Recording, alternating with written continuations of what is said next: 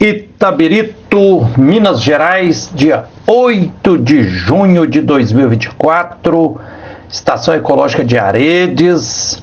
A professora Alenice Baeta, que é historiadora, antropóloga e arqueóloga, fará uma palestra na apresentação da Estação Ecológica de Aredes, que foi criada em 14 de junho de 2010. Sejam bem-vindos e bem-vindas à exposição Uma Ruína por Dentro, Estação Ecológica Estadual de Aredes.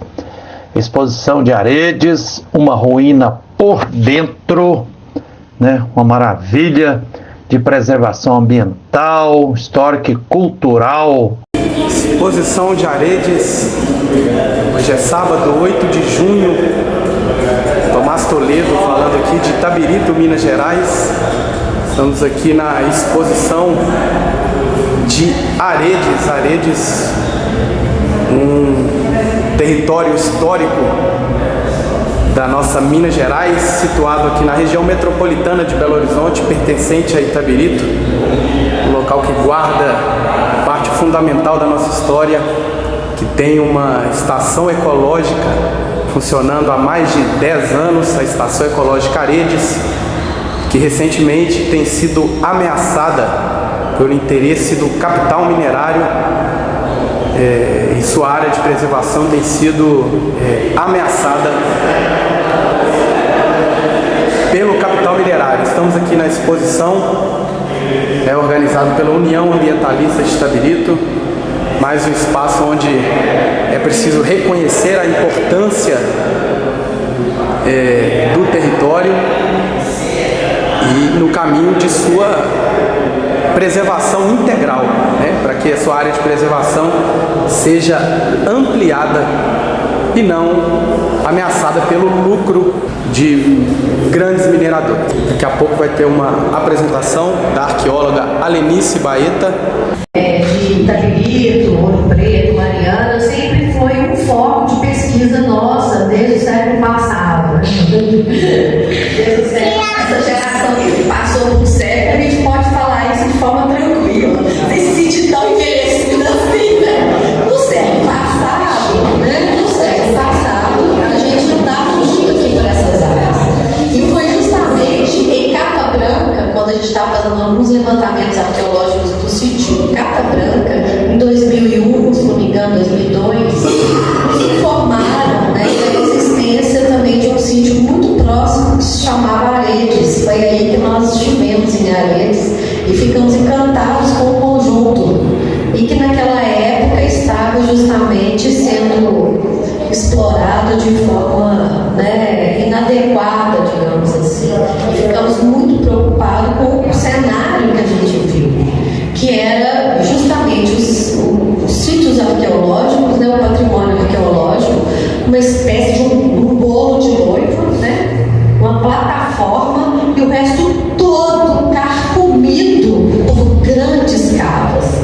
Eu confesso que eu fiquei apavorada, fiquei assim, e assim, a 1 metro, realmente não é exagero, né, de fato medido, e a 1 metro das ruínas, já um abismo de 30 metros de profundidade, o que significaria que em pouco tempo poderia ter um colapso imenso daquele patrimônio arqueológico, né? Então eu estou falando na perspectiva do patrimônio arqueológico, mas entendo que a situação de Aredes era absurda.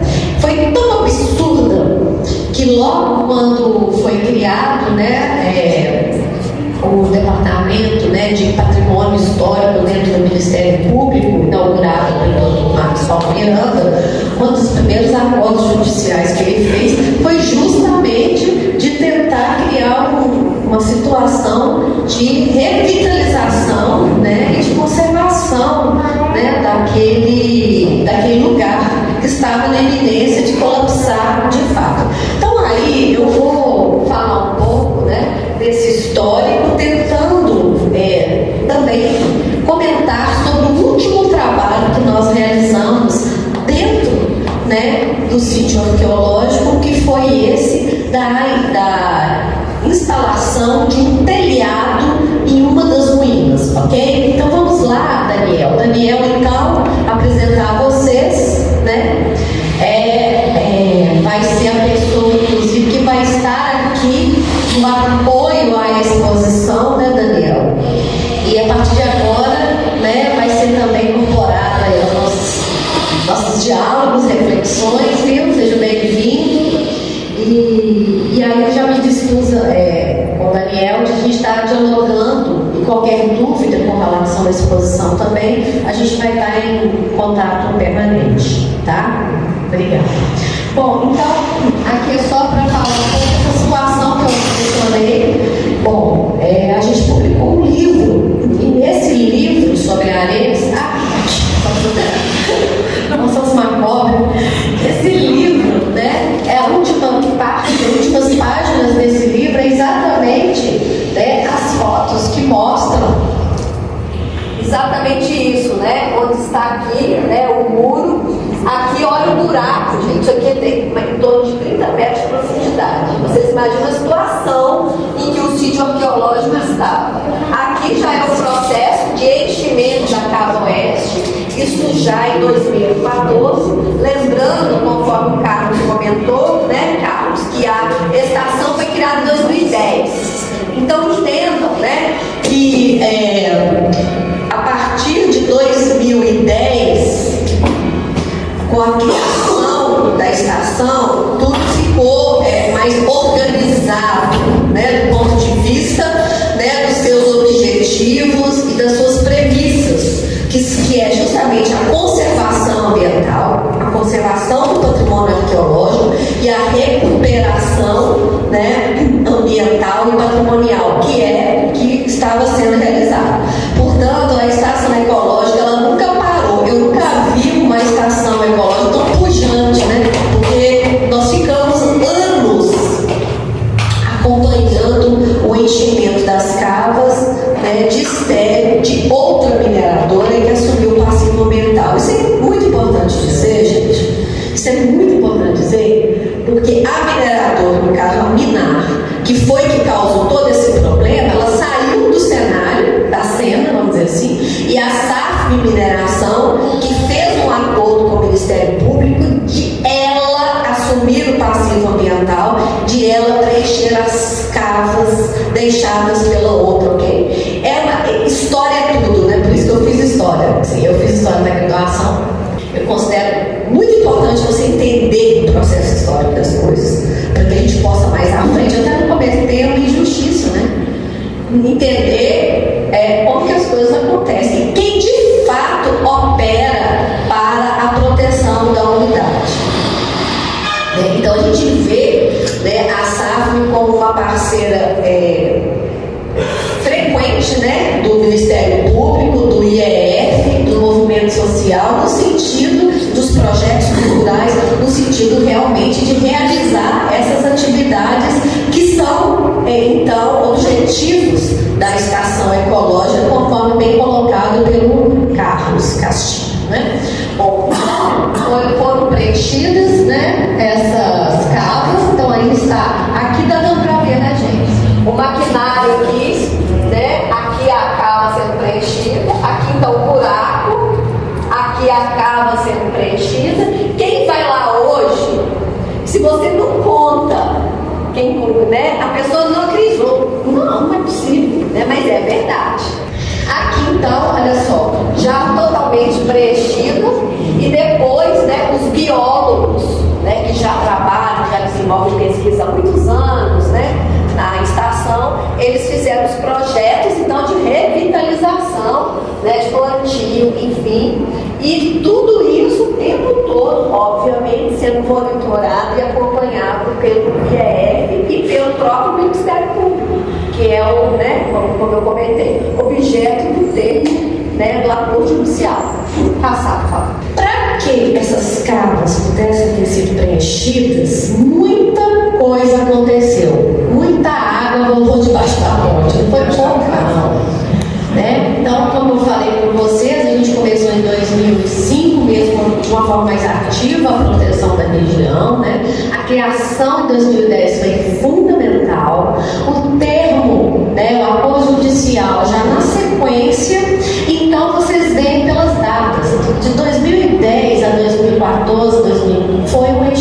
das cavas, o cercamento de todos os conjuntos principais, né, dos sítios arqueológicos, né?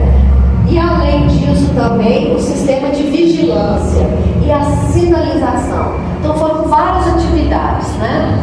E várias atividades de formação. Então nós fizemos um trabalho com os operadores das máquinas, com os motoristas dos ônibus, todos os técnicos envolvidos na recuperação ambiental,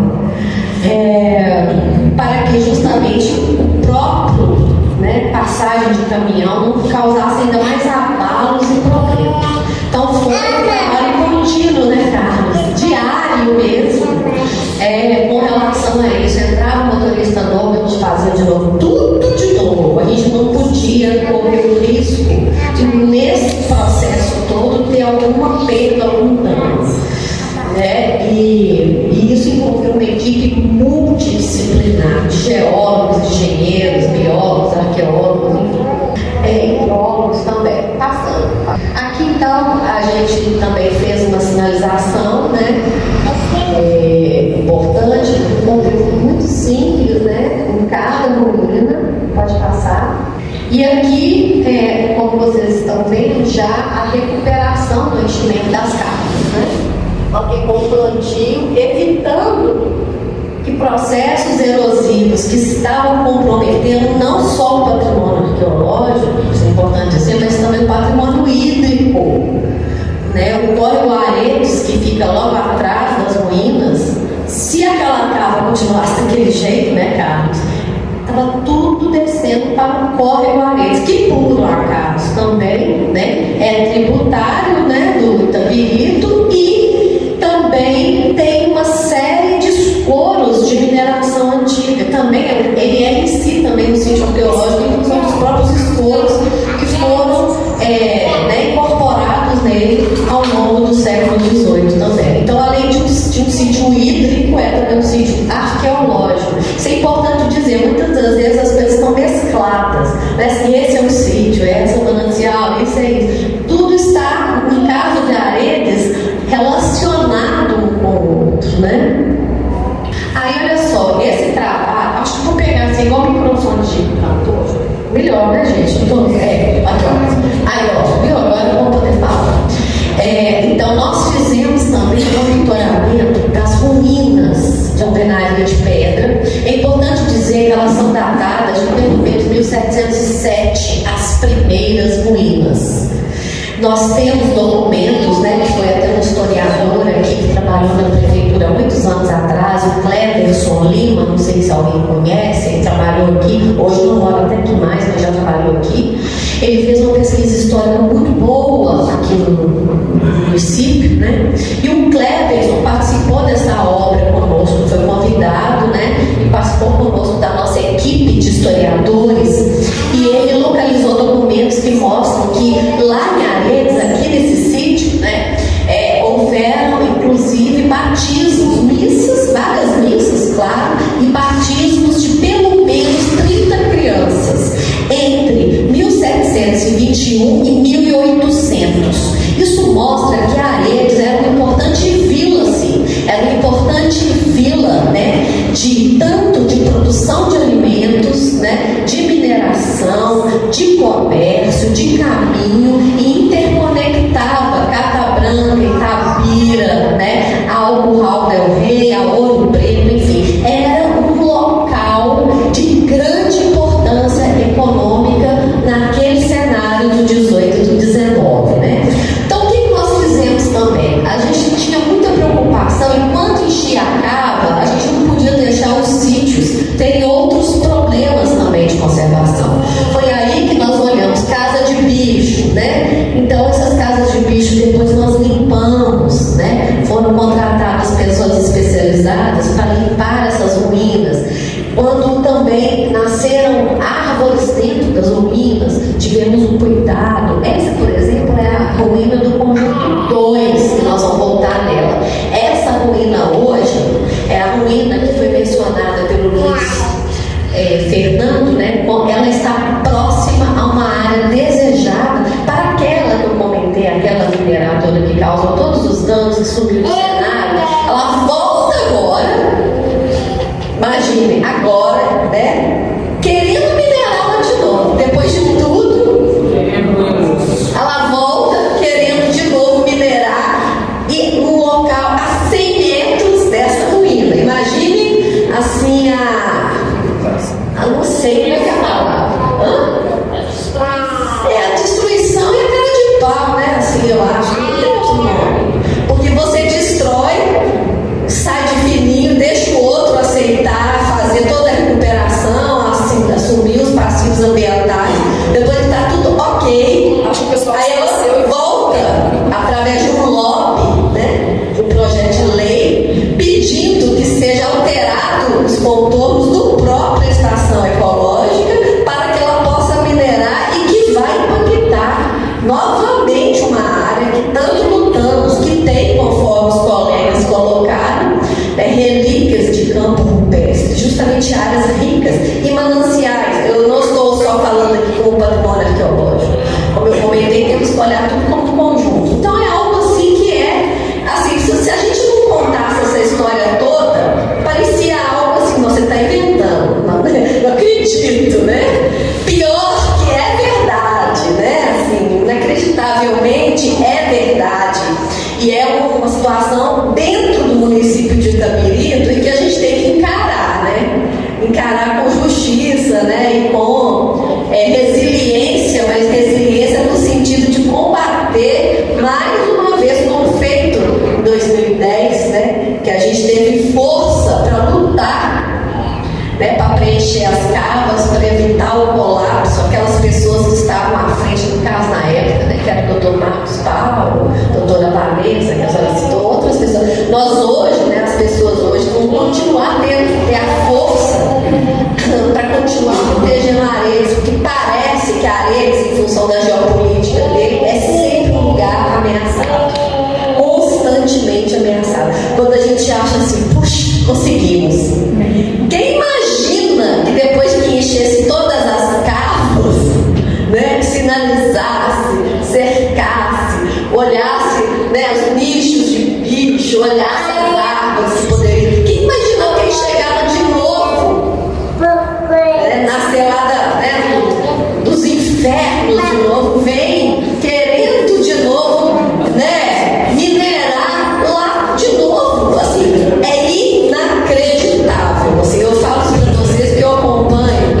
Eu não moro aqui em Itabirito, mas eu estou muito aqui em Itabirito por questões óbvias, essa região é maravilhosa, né?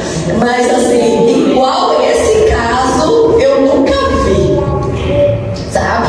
Então por isso que nós aqui de Itabirito, pessoas que são mais intelectualizadas, pessoas que são mais sensíveis, né? Pessoas que são mais voltadas à natureza, né? Então como Solorival, por exemplo, né, Solorival, que é alguém que sabe, olha para uma plantinha e sabe o valor que ela tem, medicinal, né? Simbólico, né? E enfim, de forma intergeracional, né? Então, se nós não nos movermos, não se movimentar no sentido de defender a Aredes, quem é que vai? Não vão ser os pequenos mineradores, os grandes mineradores que atuam, né, de forma individualista, né, só para os seus bolsos, né, para a sua especulação pessoal, imobiliária, né, que vão fazer. Então, assim, é muito importante dizer isso. Aí, seguindo isso, quando a gente estava fazendo o monitoramento, eu vou tentar ser breve, tá? Pode passar, por favor, Daniel? Quando a gente fez o monitoramento, a gente percebeu uma brecha na janela, que é a logomarca de Aredes, né? Imediatamente, isso faz parte do processo oficial de monitoramento que a gente faz em Aredes como um todo. E a gente observou que corria um risco, né, da janela ceder. E ela é a logomarca, ela é um símbolo muito importante para a história, né, de Itabirito. E essa janela sempre foi muito usada para a gente como um elemento também de contemplação, de reflexão política sobre a necessidade de preservação da história de Itabirito. Ela tem esse simbolismo que é muito forte para todos nós, quem conhece, quem atua sabe disso. E a gente ficou muito preocupado com essa essa situação da janela. Pra vocês terem ideia, essa janela é tão assim importante, ela se tornou tão importante, que tem até mineradoras, isso eu acompanhei um projeto que eu fiquei boba, que queriam imitar, elas queriam fazer um falso histórico, construir uma janela igual a de Aredes em outro lugar para fazer um monumento. Só que aí os próprios arquitetos lá falaram que ia ficar estranho você construir, mas para imitar Aredes. Daí vocês veem a importância que Aredes tem, né? Inclusive um monumento, né, fulcral na região do quadrilátero ferífero, né? Então aí aqui são os arquitetos que nós levamos lá e que fizeram uma restauração aqui, né, em vários pontos, avaliaram a questão estrutural, que não era só aqui, porque estava sendo solapada a parte de baixo, fizeram um trabalho e propuseram que fosse colocado um telhado, pelo menos provisoriamente, para proteger o trabalho, né, que eles fizeram. Podemos passar. Aí, olha o telhado, né? Aí eles fizeram todo o trabalho e colocou um telhado. Então, atualmente está assim para proteger a parede, né? Foi uma intervenção que a gente queria, nós não queria, mas a gente entendeu que era necessário. E a outra coisa que foi importante, que além, né, do controle da ronda, da parte de vigilância, que é a constante, foi colocado também agora o QR Code, gente. Nós estamos chique demais. E o sistema de vigilância de Aredes, que eu falo para vocês, não tem igual. Eu mandei pro pessoal do Sul de Minas, falei, o que é isso? Eu falei, meu filho, a gente aqui em Itabirito tem gente que vigia o sítio com QR Code, tá bom? Com caneta de bastão. Mas isso é muito chique. Eu falei, pois é, a gente só tem Itabirito, tá bom? E aí o povo morre de inveja, tá? Quer imitar Aredes. Eu acho ótimo. Estou contando para vocês que nós temos muita coisa boa para contar sobre Aredes, mas a gente tem muita coisa ruim para contar também, principalmente uma grande preocupação, né? A gente tem preocupação com Aredes, essa daí não para. Por exemplo, o tombamento de Aredes, que é um documento importantíssimo, né, que é necessário ter em vista. A gente sabe que um bem cultural de grande importância precisa ser tombado. Isso é bom para o próprio município. Do ponto de vista de investimento, isso cai no IPC, no ICMS cultural. Mas por motivos que sabe-se lá, porque alheios completamente a uma ideia coletiva, intelectualizada, jurídica e de direitos, a prefeitura não apoia o tombamento, né? O que é uma lástima e o que é preocupante, muito preocupante. E cabe aos munícipes cobrarem do executivo e de seus vereadores e do Conselho de Patrimônio, né, rapidamente uma posição sobre isso, porque a gente sabe que infelizmente há muitas contradições também, né? E essas contradições precisam ser dirimidas com transparência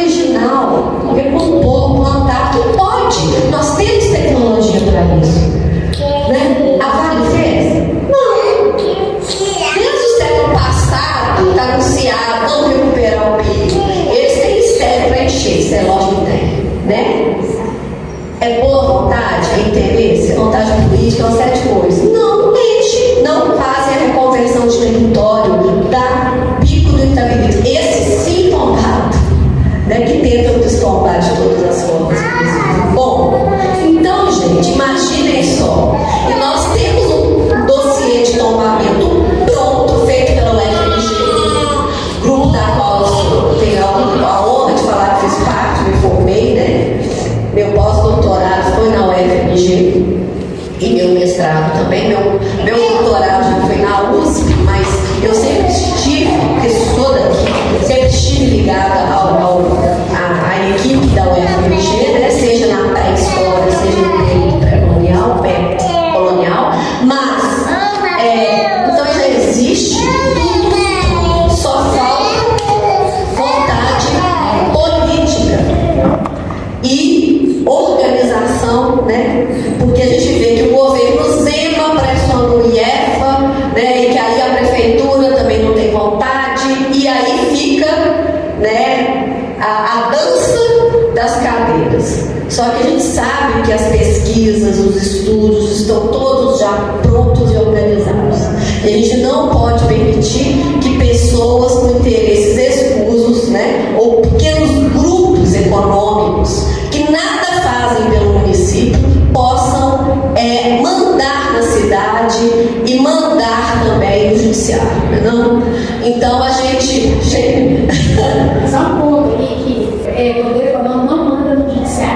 Então, que bom. Eu vou usar essa desculpa aqui, que eu sou juíza da primeira vara disciplinar do Escolhido, para quem não me conhece. A fala da senhora foi a mesma que eu passei para os representantes do município quanto a questão do tombamento. Tá?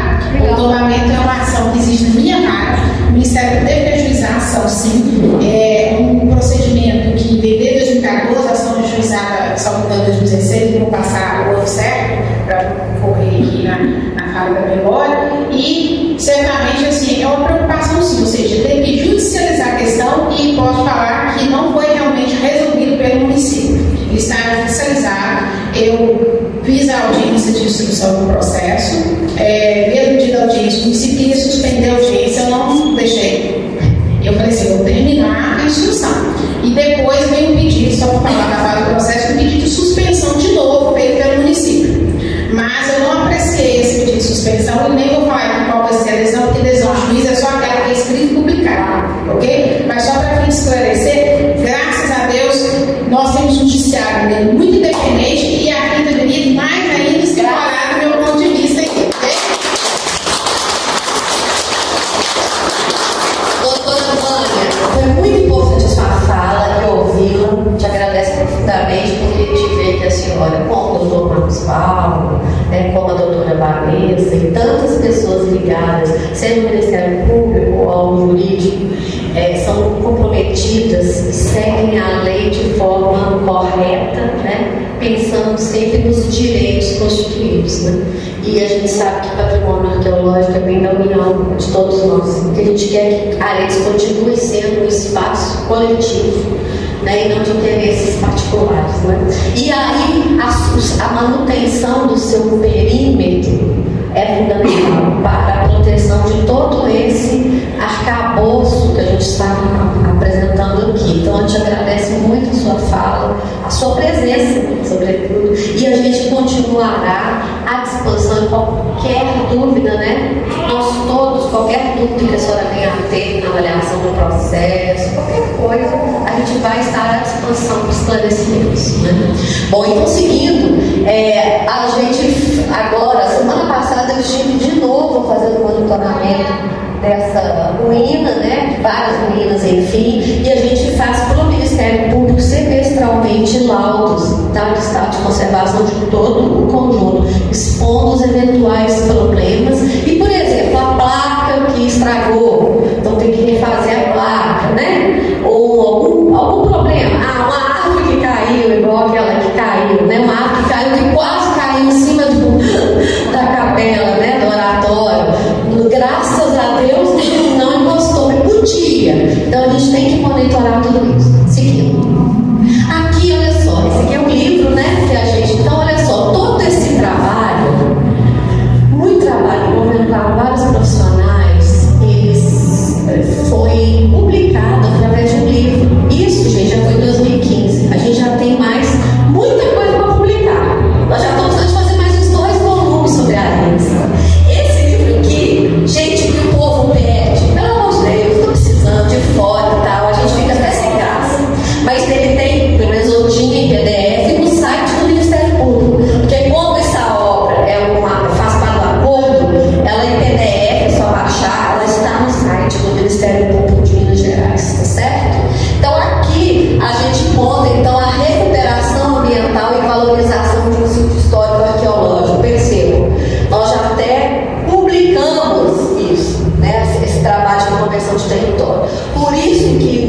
bastante comovidos, preocupados, essa possibilidade de retorno de atividades que já tinham sido, enfim, superadas, vamos dizer assim, né? E isso nos causa muito estranhamento, realmente preocupação. Passar, por favor.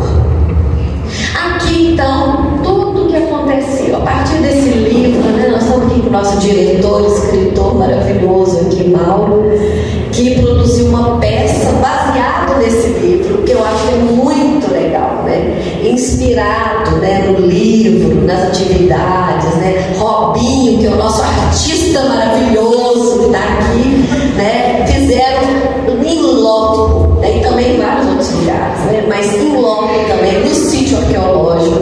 Foi lindo, maravilhoso. Aqui também muitos aniversários, agora 14 anos, né? Acho que foi no 10º aniversário, se não me engano. Houve também, né, uma apresentação de vários corais, de música, de teatro. Esse aqui é o nosso amigo Meron Camacamo Goió, que infelizmente foi assassinado, né, agora esse ano, em Brumadinho. O Meron era um parceiro nosso, ele vinha muito a Aredes, ele tinha muita preocupação com a Aredes. Ele deu uma palestra maravilhosa para nós nessa ocasião. Você lembra, Carlos? Então a gente tinha e a gente tem muitos parceiros muito interessantes, né? Comprometidos com a proteção ambiental e patrimonial, né? E a obra Aredes e tantas outras peças, né? Como elas têm sido importantes para disseminar, né? Divulgar, né? A história de Aredes, as reflexões sobre a necessidade de proteger a biodiversidade dessa região de Itabirito como um todo, mas claro com um enfoque em Aredes. E eu vejo esse grupo do Teatro de Bação, a grande pérola, né, que Itabirito tem, né, gente? Não é qualquer cidade que tem um grupo de Teatro Bação com todo esse espírito, né, coletivo, com temas tão interessantes, com projetos culturais tão interessantes. Então, o que eu quero falar também, muitas das minhas preocupações, mas também exaltar o que tem que ser exaltado, né? Aredes, todas essas atividades que são de ponta, por favor. Só lembrando também, agora tudo, Vem cá. 2023 a gente foi registrado como patrimônio material, cultural e material do município. Merecidamente, né? Tem que ser mesmo, porque vocês estão na história de Itabirito agora, quer queiram ou não. O grupo de teatro, toda a obra de vocês, o conjunto da obra, né? Seja as peças, seja as atividades, seja as performances, seja as instalações, né? E todas as viagens em lugares tão distintos que vocês já estiveram divulgando a arte de Itabirito, né? Então, aí agora, uma das questões era, pode passar,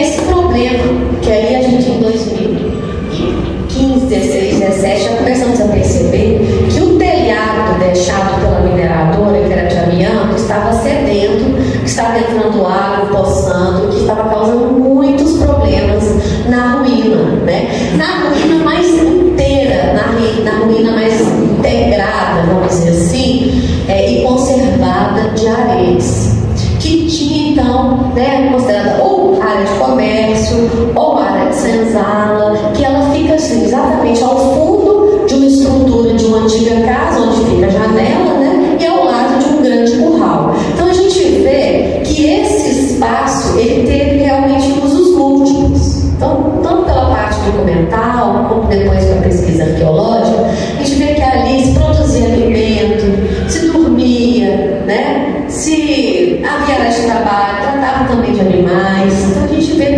pelo local. E aqui ao lado também, né, a capela, o oratório. Então, a gente viu que esse ponto que precisava de um projeto específico. E foi pelo projeto Plataforma Sementes, enfim, que via Ministério Público também, né, que foi feito um projeto de instalação de um novo telhado, né, nesse espaço. E foi aí, então, que quando foi feito o projeto de instalação, o IFAM exigiu um levantamento arqueológico. Por quê? Porque para fazer o telhado, né, a gente tem que fazer essa parte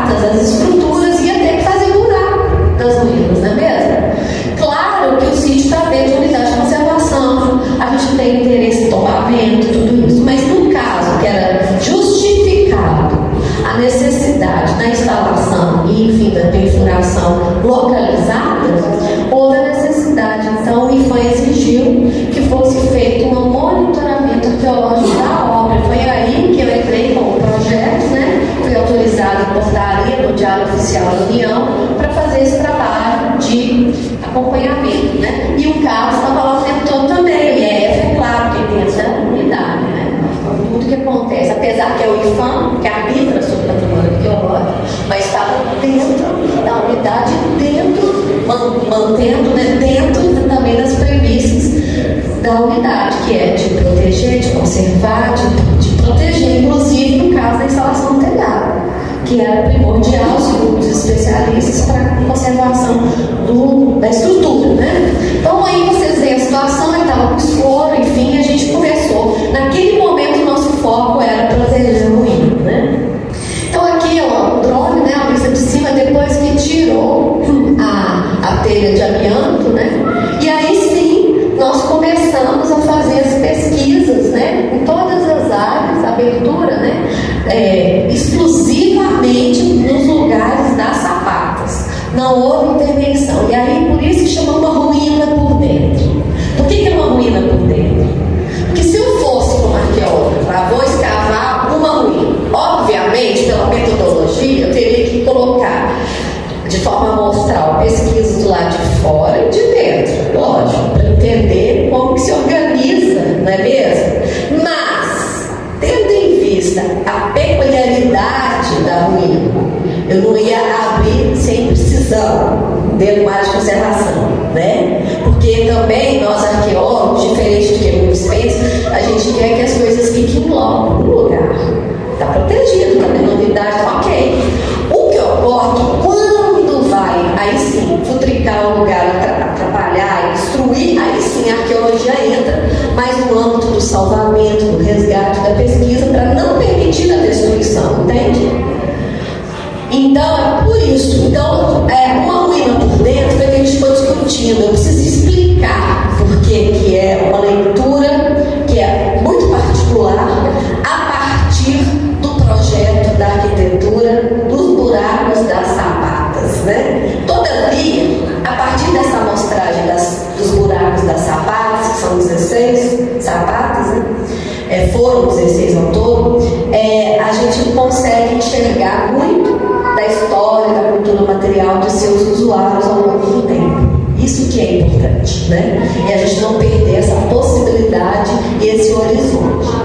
Então, seguindo, então em função, aí entendo, esse trabalho então é uma consequência de um programa maior de monitoramento a partir de todo esse trabalho de revitalização patrimonial, ok, gente? Isso é importante entender, que uma coisa desdobra com a outra. Por isso que a gente, depois disso tudo feito, a gente ainda fica assustado com as coisas que acontecem, assim, que parece que vem de outro mundo. Então aqui a orientação aos trabalhadores todos, né? Os trabalhos, aqui para vocês pilhas, aqui está o Carlos dando uma palestra, né, para os rapazes que iam trabalhar na obra do telhado. Aqui vocês veem o piso ainda era de cimento, né? Foi quebrado. Aqui tinha uma parede que era o banheiro que a Minara adaptou, fez divisórias, fez banheiro, botou umas coisas lá, que claro que depois foi tudo retirado pelos arquitetos, né, pelos restauradores. Pode passar. Aqui os arquitetos, né, fazendo a vistoria, depois que tirou o telhado. Pode passar, por favor. E aí sim, aqui a abertura dos lugares destinados, né, às sapatas, né, para poder fazer a base, a estrutura para contenção do telhado. Como é um local muito exposto, né, área rural, ponto alto, eles acharam que tinha que ser muito firme para não voar, não ter nenhum problema daqui a 10 anos, 20. Foi feita realmente uma estrutura muito boa, muito firme do ponto de vista da engenharia civil, né? Passar. Aí aqui só para mostrar, né, nós fizemos as limpezas, achamos então, né, níveis mais antigos, né, o escuro, as bases das paredes, confirmando ou não a existência de divisórias, enfim, original, né? Aqui então a gente escavando essa foto, acho que é assim, né, Carlos? A gente escavando, né, aí alguns objetos, principalmente telhas, né, que mostra que tinha telha, né, antes que ruiu ou foi retirado, né, da sala. Então foi possível saber muito da história do bem ao longo do tempo, né? Aqui olha para vocês verem que interessante, né? Até certo ponto a gente vê um nível arqueológico e aí já o escuro, no caso do minério de ferro, é o mistério. É diferente, por exemplo, no calcário.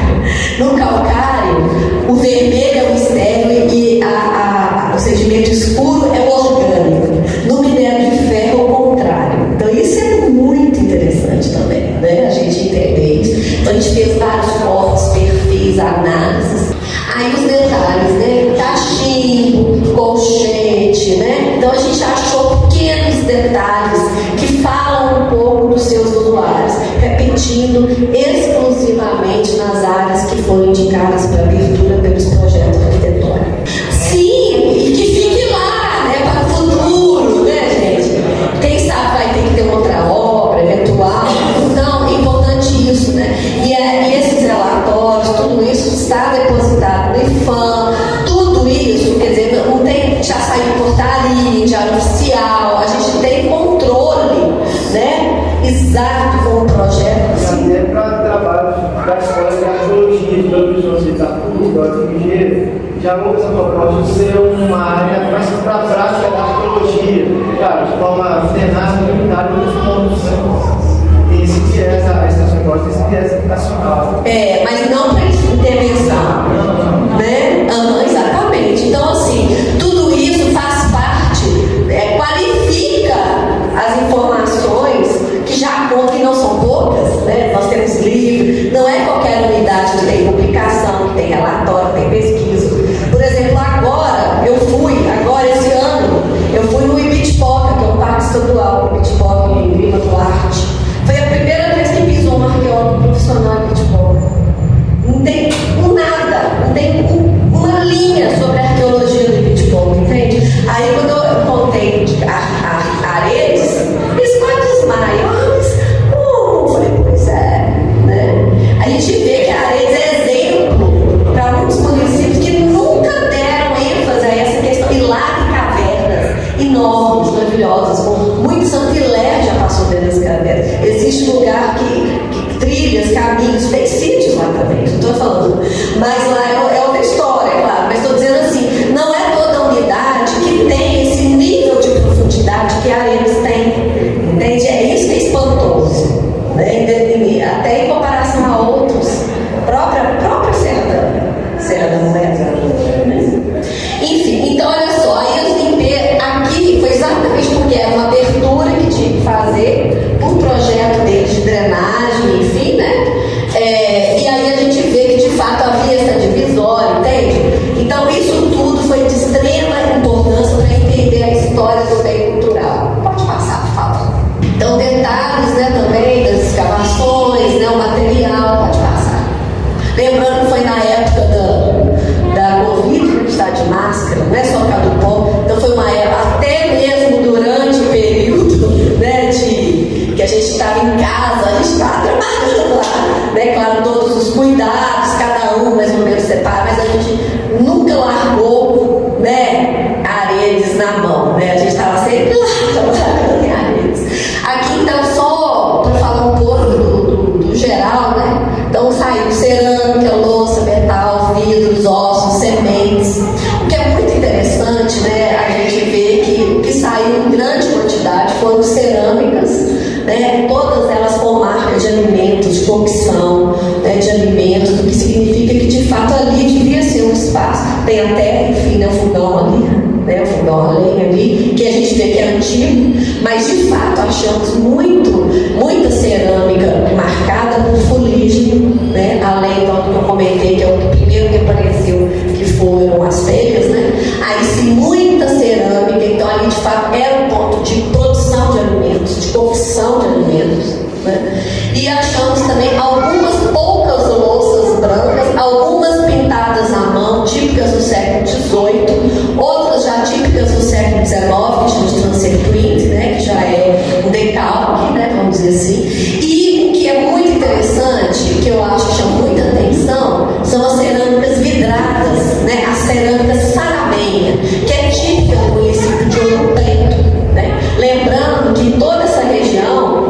até 1922 pertencia ao tempo de Ouro Preto, né, gente? Vamos lembrar. E que essa cerâmica vidrada, ela é típica da região aqui de Sarameia de Ouro Preto, né? Então a gente acha muito também a cerâmica, fragmentos, claro, da cerâmica em Aredes, o que mostra que Aredes também consumia e poderia comercializar, ser um ponto de comercialização da Sarameia. Outro que a gente chama muita atenção também é que a gente achou muitos pedaços de panela de pedra. Também lembrando, né, que pelo menos os estudiosos dizem que as primeiras panelas de pedra produzidas foram na região ali, Santa Rita de Ouro Preto, né, que começou ali e depois houve uma disseminação dessa técnica. Então a gente vê em Aredes, né, duas tecnologias muito locais, né, associadas ao século XVIII, que é a produção da panela de pedra e a produção da cerâmica histórica, e depois já no século XIX da cerâmica Sarameia, que foi uma fábrica que imitava, né, essa cerâmica vidrada, ela imitava a cerâmica portuguesa. Foi uma fábrica do Padre Viegas, né, lá de Ouro Preto. Vou passar, por favor. Aqui então em detalhes eu selecionei as mais interessantes, né? A gente sabe que numa coleção a gente seleciona aquelas que são chaves, né, em todos os sentidos. A chave, porque eu acho que a chave pra gente pensar, chave, acho que a chave ela tem um simbolismo muito forte, né, para que a gente se abra, para que a gente pense, para que essa chave, quando eu vi, eu até arrepiei, né? Eu acho que foi uma mensagem muito bonita de que está aberto, né, gente, que a Aredes é de todos. Essa chave, quando a pessoa chega no lugar, o que é isso? Não, a chave da cidade para a pessoa, né, assim. Aí a gente, acha a chave, né? É algo da gente refletir, né? O que vocês acham? E aí, bom, essa aqui eu selecionei essa peça, o fragmento Sarameia, muito raro, essa decoração plástica. Eu fiz uma pesquisa no catálogo, né? Porque tem um livro que chama Cerâmica Sarameia, que ali até o de Ouro Preto, né? É Paulo Lages, tem o trabalho da Tatiana Costa, que foi uma estagiária nossa de história, que ela trabalhou com a gente em Mariana, numa escavação, e que ela se interessou em estudar a Sarameia, que ela fez a monografia dela e se especializou no assunto. Tatiana Costa se tornou uma grande especialista em cerâmica Sarameia. Mas dessas todas que eu analisei, eu achei essa peça linda, linda, sabe? Pode ser até, viu, Robinho, uma peça instigadora, estimuladora de muitas coisas, do ponto de vista teatral, lúdico e tudo mais. Pelo que Mauro não tá, tá aí, né, Mauro? Eu acho que essa peça aqui tem tudo a ver em pensar alguma coisa. Essa questão Sarameia, da panela de pedra, eu acho que pode suscitar muitas peças, muitas obras, muitas questões muito interessantes. E dá dicas que a gente levanta, né, de fato, de ter sido um entreposto cultural, comercial, importante a eles também. E cachimbos, né, claro, lembrando que quem que produziu, quem que construiu essas ruínas, todos esses sítios, essas forjas, essas tendas, o povo negro, o povo preto, né, escravizado, e que com a sua arte, né, com as suas tecnologias ancestrais, fizeram e deixaram esse patrimônio maravilhoso que é Aredes, né? E aqui um detalhe da panela de pedra muito carcomida, que foi super usada para cocção. Um pedaço, né, de uma faca, né, que eu acho que é também muito interessante. Uma medalha de Nossa Senhora da Conceição, que mostra a devoção, a fé, tudo isso. Lembrando que havia uma capela ali, né, naquele conjunto. E aqui esse museu, esqueci a palavra, cinzel não é? Para fazer, esculpir a cantaria. Esqueci agora a palavra. Né? Para esculpir, que mostra o artesão, né? Então, assim, elas falam um pouco, né, do que a gente pode dizer, né? Claro que existe um trabalho longo, a gente já quer publicar outro livro, que já tem material, né? Já tem material para isso, eu já tenho mais de 300 páginas sobre isso também. A gente já pode fazer outro livro, né, sobre Aredes por dentro, mas no sentido não da ruína em si, mas da história profunda.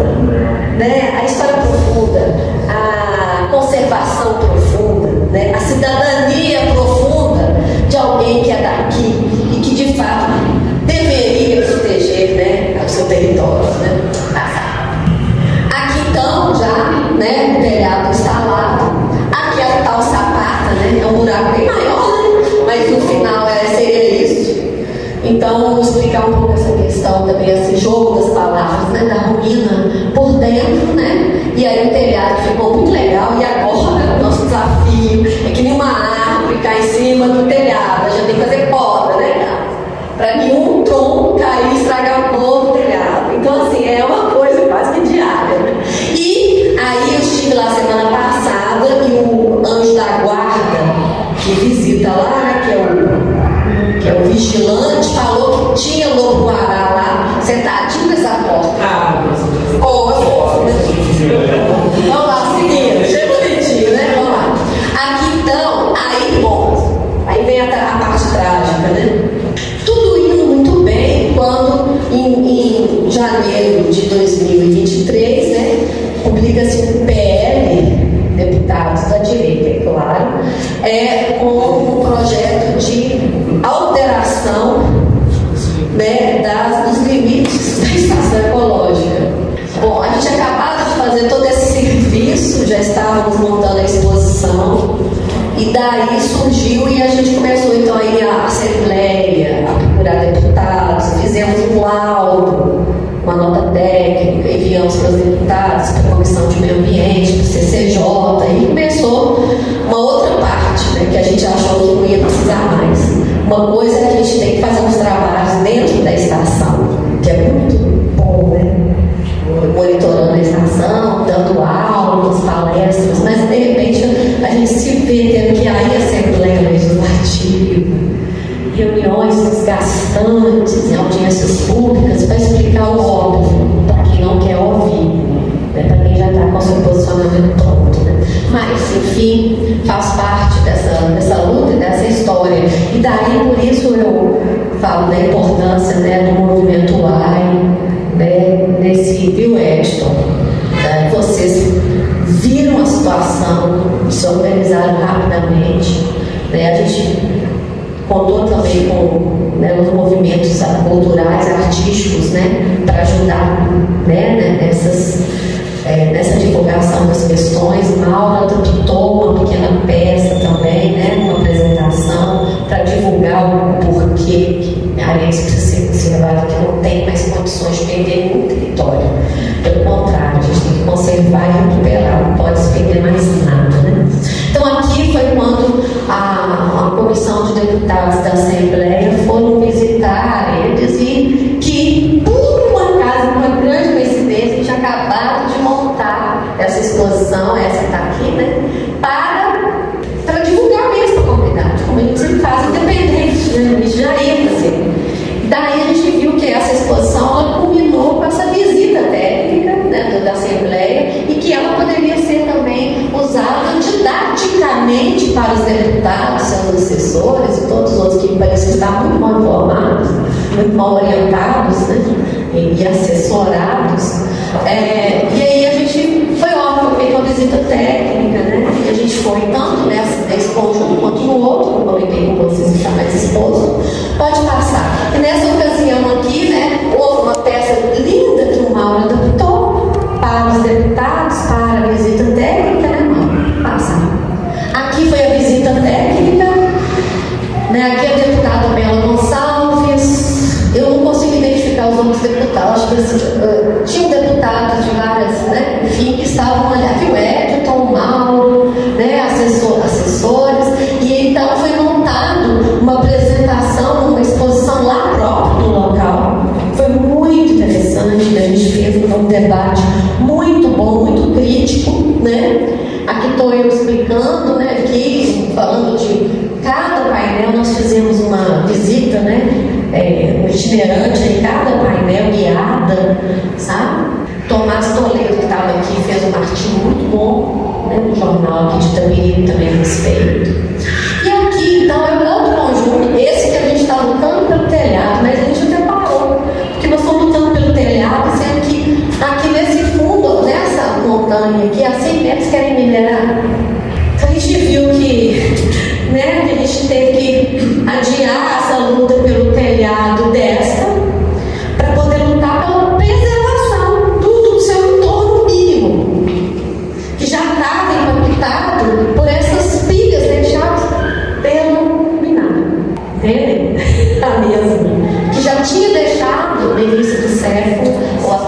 passar essas pilhas que já eram um passivo ambiental também. Aí, aqui a gente vê essa área do fundo aqui, né? Depois, se Carlos e Luiz quiserem explicar melhor, essa área pretendida, né? Teve outra, uma área então que já explicaram de Campos Pés, aí fomos nós fazer nota técnica, explicar por que não pode. Porque no fundo uma nascente lindíssima que nós fomos, né? Se quiser falar, pode, é o momento. É o momento ali atrás, né? Onde começa a proposta deles, né? De explorar, e ali atrás estão as nascentes de abastecimento, né? E ali a parte mais embaixo vai subir para cima da música ali, a área que eles querem explorar de uma cava, né? Não tem nada lá de exploração. Hoje eles são obrigados a recuperar uma área de barragem, só que imaginando nunca mais. Tiveram as condições da barragem, já tem dois funcionadores, mas não querem ir embora, fazer a última recuperação, que é a revegetação mínima, estabilizar mínimo. Deveria, do meu ponto de vista técnico, deveria exigir uma coisa muito complexa como a gente fez em volta daquela outra parte. Mas revegetar o mínimo e sair fora. Mas é ali, bem ali, próximo. Isso, então entendem agora, então a nossa luta volta-se para esse conjunto que está mais exposto a essa nova empreitada a partir desse PL que quer alterar alterar e que foi aprovado na Assembleia a partir de um lobby pesadíssimo ao longo de todas as comissões, e isso é grave, está avançando e o perigo não recuou. 28 de dezembro, né? Fizeram 2 reuniões. 28 de dezembro, claro, no apagar das luzes, como sempre, né? Quando o judiciário até já está, às vezes, de férias, eles sempre fazem isso. Né? Quando a gente não consegue achar as pessoas, porque já é um período próximo ao feriado, ao fim do ano, né? Sempre é assim. Eu fico muito em alerta sempre no fim do ano, porque sempre acontecem coisas estranhas no fim do ano, né? Ou na passagem do ano. Passar, por favor. Então, seguindo aqui, né? Então a gente vê, esse é um local que eu falei para vocês, né? Que foi possivelmente uma usina de ferro. Então, a Fazenda Aredes, gente, não é só aquele conjunto lá. Aquele foi o principal e foi o que a gente deu atenção especial por causa da situação que nós comentamos com vocês. Porque ele estava ladeado por cavas profundas e ele tinha que ser, ele ia colapsar. Então, nós demos atenção especial. Todavia, a gente também dá atenção especial para esse conjunto aqui e para aquele conjunto aqui das fotos anteriores. E o que ocorre, né? Agora, a gente tem aquele problema e daqui dá para ver a área onde a Minar está atuando. Aqui fica aquele casarão que eu mostrei a foto para vocês, né? E aqui do lado de cá dessa lagoa, que na verdade originalmente uma antiga cata de ouro, é uma estrutura arqueológica que não pode ser mexida. É uma antiga cata de ouro. E lá, nesse fundo aqui, tem uma nascente de água límpida. É um lugar lindo. O Luiz me levou lá e eu fiquei encantada. É realmente um local de água límpida, né? E também com toda a sinalização. E a gente vê então a interferência paisagística já dessa atividade da Minar nesses sítios. Já existe um impacto visual. Daqui a gente está mostrando que não poderia. Existem normas internacionais, cartas internacionais, legislação que protege o paisagismo do patrimônio arqueológico, ainda mais se tratando de uma unidade de conservação. Então a gente espera que isso aqui que eles estão fazendo, eu espero que tenha a ver com descomissionamento, seja recuperado e entregue como estava. Porque isso aí vai cair na conta de quem? É da população, né? De quem vai ser? Então, a gente está vendo que tem acontecendo coisas em volta de Aredes muito estranhas, né? Placas que não deveriam estar ali da própria Minar, dentro da unidade de conservação, por exemplo. Eles estão colocando placa dentro da unidade de conservação, como se estivesse apoderando desses locais.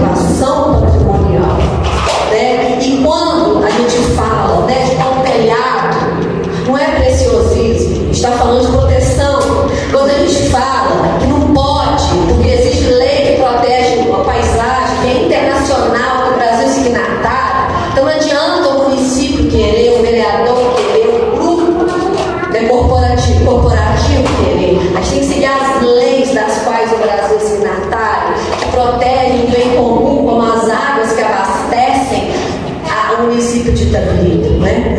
E aí, lembrando, né, que esse é um patrimônio, né? Aredes é um patrimônio primeiro, né? Aredes é um patrimônio primeiro de Itabirito. Se Aredes não for protegido, Itabirito vai perder a sua memória, vai perder a oportunidade de valorizar o que de fato ela tem de maravilhoso, que é a sua história, que é a sua memória, que é o seu território. É isso? Então eu me coloco à disposição, agradeço ao Daniel, você vai estar aqui, a gente está à disposição de você, peço que todos ajudem o Daniel nesse sentido, viu, Daniel? Porque é realmente um assunto denso, é um assunto delicado e é um assunto sensível, no melhor sentido da palavra, tá? Eu agradeço a atenção de todos vocês e eu queria passar a palavra para o Editor, ou para o Mauro, ou para alguém, antes de passar para a Beatriz, que vai fazer o fechamento, para fazer algum comentário. Muito obrigada.